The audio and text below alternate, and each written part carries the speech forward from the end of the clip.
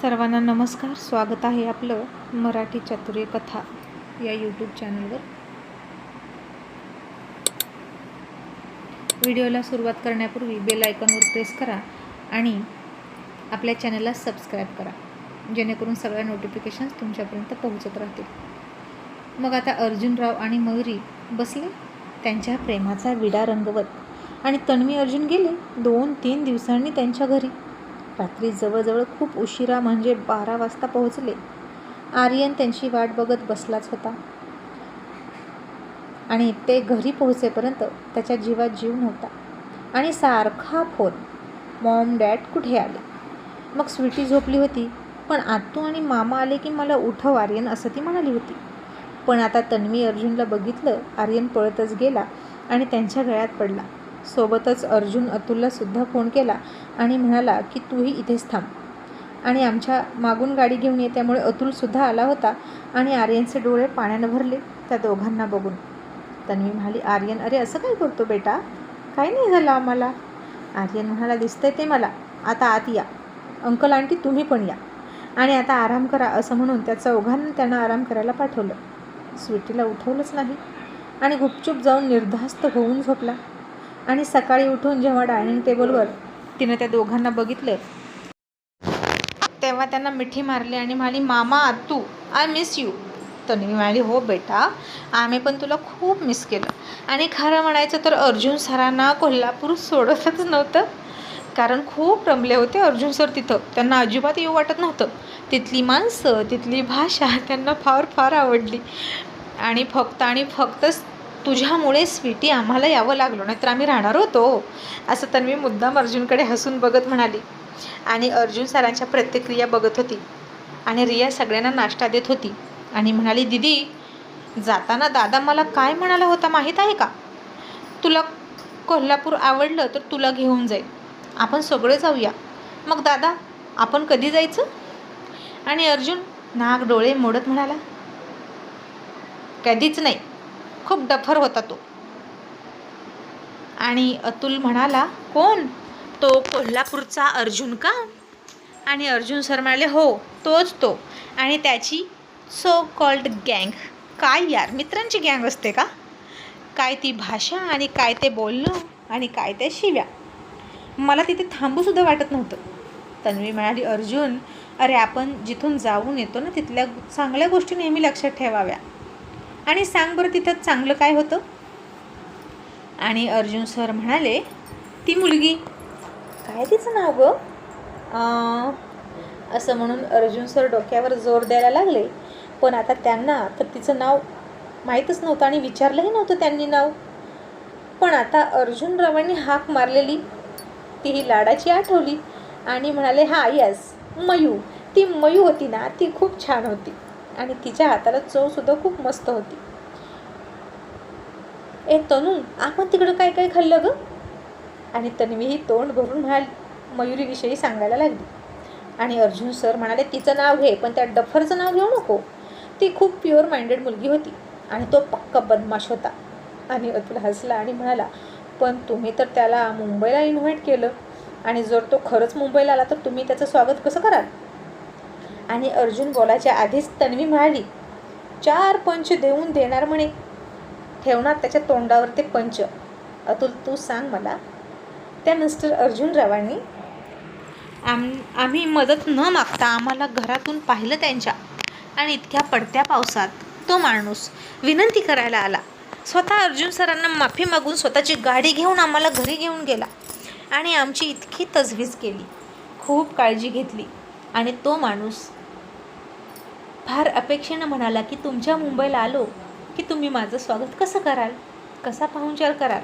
तर mister Arjun sir काय म्हणाले माहीत आहे का, पहिली गोष्ट मी तुला मुंबईत घुसू देणार नाही आणि दुसरी गोष्ट म्हणजे मी तुला 4 पंच खायला घालेन.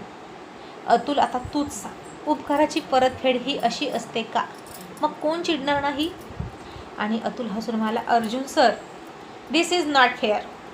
अहो तो जर नसता तर तुम्ही इतक्या रात्री काय केलं असतं तिथं.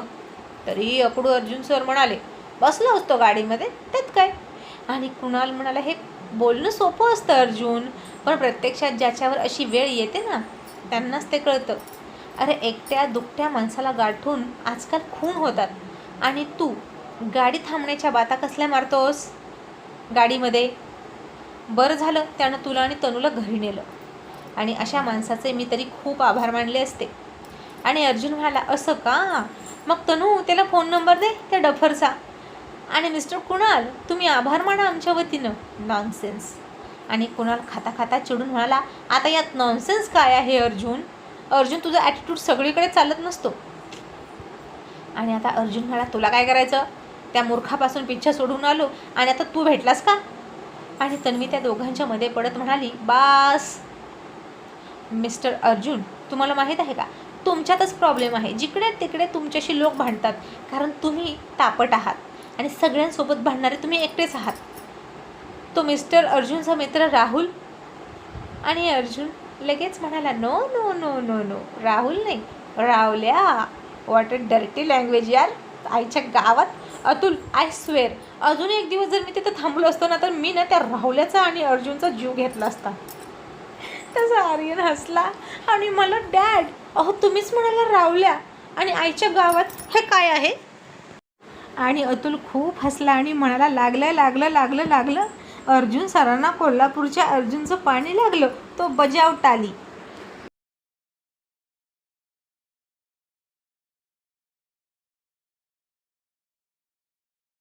आणि अर्जुनने त्याचा नाश्ता संपवला आणि उठला आणि म्हणाला, टाळी कसली वाजवतोस? नेहाला जाऊ दे घरी. ए नेहा, किंवा तू इथेच थांब ग. आणि डफर तूच चल, उठ ऑफिसमध्ये चल, आणि नाही आलास ना वेळेत तर आजची सॅलरी कट होईल तुझी. आणि तन्वी लगेच त्या दोघांमध्ये फोडणी टाकत म्हणाली, अतुल तुला माहीत आहे का ते मिस्टर अर्जुन होते ना, अरे काय प्रेम होतं त्यांचं मित्रावर, अगदी जीवा पाड. आणि ते त्याच्या मित्रांना जमीन घेण्यासाठी मदत करत होते पैशांची. लगेच म्हणाले, मदत करतो, पैसे देतो, आणि घे तुझा मित्र तुझी सॅलरी कट करतोय. आणि अतुल म्हणाला, काय करायचं मॅडम, आता माझा मित्र असा आहे तर मलासुद्धा त्या कोल्हापूरच्या अर्जुन आणि त्याच्या गँगसोबत बोलायचं होतं. तुमचं ऐकून आता मलाही त्यांना भेटावंसं वाटतंय. तन्वी म्हणाली, मग तू एक काम कर, अर्जुनला अर्जुन रिप्लेस कर. हा अर्जुन सोड आणि त्या अर्जुनसोबत मैत्री कर. 4 वर्ष आणखीन जास्त जगशील, नाहीतर हे अर्जुन सर तुझ्याकडून काम करून घेतील आणि तू लवकर मरशील. आणि अतुलसुद्धा म्हणाला, नाहीतर काय मॅडम, अहो डोक्यावरचे केस गेले की माझ्या, इतकं काम करून घेतात ते. आणि अर्जुन लगेच मला, डफर तू येतोस की नाही ते सांग. मी आता, आणि आता तू स्वतःचा मित्र सोडून त्याच्याकडे जाशील का? त्याच्याकडे ऑलरेडी 4 मित्र आहेत आणि माझ्याकडे फक्त तू. आणि तन्वी म्हणाली, तेच तर मिस्टर अर्जुनसुद्धा तेच म्हणायचे की तुला फक्त एकच मित्र का आहे, जास्त मित्र का नाहीत? तर तुझं आपलं एकच. मला माणसात जायला आवडत नाही, मला माणसं आवडत नाहीत, मला नव्या लोकांशी ओळख करून घ्यायला आवडत नाही, आणि मला मिस्टर अर्जुन आणि त्यांच्या फ्रेंड्समधलं बॉन्डिंग खूप आवडलं. आणि अर्जुन सर लगेच तोंड वाकडं करत म्हणाले, काय आवडलं? अगं कसला शिव्या द्यायचा तो? आमच्या इकडे जाधव वस्ती आहे काय अख्खी, करताय? आणि तुमचा एकटा इंद्रजित जाधव त्याचं काय कौतुक आणि घेऊन बसला? सर डोंट काय वरी, हो, मी तुम्हाला तुमचं सोडून आडनाव नाही काय आहे? जाणार, कारण तुमची भिस्त माझ्यावर आहे. मग मी तुम्हाला दगा देणार नाही. आणि अर्जुन सर म्हणाले, तरीसुद्धा जर ऑफिसला उशीर झाला आणि तू इथेच गप्पा मारत बसला तर मी तुझी सॅलरी कट करणार. तू कितीही गोड बोल, चल पटकन. असं म्हणून अर्जुन सर पुढे निघून गेले आणि आता 9च्या ठोक्याच्या आधी ते तिथं जाऊन बसले. नेहासुद्धा आता थोडंसं थांबून निघून गेली आणि तन्वी दिवसभर स्वीटीला कोल्हापूरमधल्या गप्पा सांगायची आणि हसून हसून दोघींची पुरे वाट लागली होती. आणि तन्वी म्हणाली, अगं असला पंच मारणारा आणि 1000 जबाबी माणूस मी कधीच नाही बघितला आणि खूप छान वाटलं. कसलीही रिस्क नाही, कशाचं टेन्शन नाही, स्वतःही हसायचं आणि इतरांनाही हसवायचं आणि सगळ्यांचं आयुष्य वाढवायचं. नाहीतर तुझे सासरे, टेन्शन टेन्शन आणि नुसतं टेन्शन माणसाला. आणि स्वीटीसुद्धा खूप हसायची आणि म्हणाली, आतू मला तुझ्याकडून ऐकून इतकं हसायला येतं, तर मी तिथे असती तर किती हसली असती गं. तू खूप हसली असशील ना तिथे. आणि असतो गं एकेकाचा स्वभाव, मामा असे का आहेत आपल्याला माहीत आहे ना. आणि तन्वी म्हणाली, ते तर आहेच गं, पण तुला सांगू का, त्याची बायकोसुद्धा खूप सोज्वळ होती, एकदम इनोसंट. आणि तुझे मामा म्हणतात अशी बायको पाहिजे. पण नवरासुद्धा तसा लागतो ना गं. कोणतीच शहाणीबाई उगीच नवऱ्याच्या नादी लागून टिट फॉर टॅट करत नाही. तर तिला ते सगळं करायला भाग पाडलं जातं. तिला टिकायचं असेल तर, नाहीतर पळून जाऊ वाटतं. आणि ती सुद्धा कधीच खोटं बोलत नाही. मला म्हणजे भाग पाडतात त्यांच्याशी खोटं बोलायला, त्यांना शपथ घालायला. मग तुला सांगते, ती मयुरी होती, अर्जुनराव तिच्यापासून काहीच लपवत नाही. अनावश्यक धाक दाखवला ना तर माणूस गोष्टी लपवून ठेवतं. म्हणून नात्यात मोकळेपणा हवा, विश्वास हवा. आणि स्वीटी म्हणाली, हो आत्तू, तुझं बरोबर आहे. आणि त्यांना का नाही बोलवलं आपल्याकडे? तन्वी म्हणाली, बोलवलं तुझ्या मामानी, पण बघू आता कधी योग येईल तेव्हा येतील. पण अडचण आली तरच माणूस भेटतं ना. तर आम्ही तरी कशाला भेटलो असतो? नाहीतर हा सगळा योगायोग होता. आणि स्वीटी हसून म्हणाली, बघ, मामासुद्धा माणुसकीचे आहेत. त्यांनासुद्धा आपला पाहुणचार घ्यायला बोलवलं की. तन्वी म्हणाली, पाहुणचार करण्यासाठी नाही, बदला घेण्यासाठी बोलावलं असेल. तुझ्या मामांना मी चांगलंच ओळखते. बरं आता तू आराम कर, असं म्हणून तन्वी गेली. मग ऑफिसमध्ये आर्यासुद्धा अर्जुनला भेटली आणि म्हणाली, डॅड, तुम्ही कुठे गायब होता? 2 दिवसात फोनही नाही केला. आमच्यापेक्षा तिकडे इतकं कोण जास्त आवडलं होतं हो तुम्हाला, जे तुम्ही आम्हाला विसरला? आणि अतुल हसून म्हणाला, आवडलेलं नाही बेटा, तिरस्कार करणारा भेटलं म्हण. तुझे डॅड कोणाचा तरी रागराग करण्यात बिझी होते, त्यामुळे त्यांना तुमचीही आठवण राहिली नाही. आणि अर्जुन अतुलला म्हणाला, अतुल, आता तू मार खाशील. सकाळपासून मी बघतोय तुला, तू माझ्या विरोधात बोलतोस.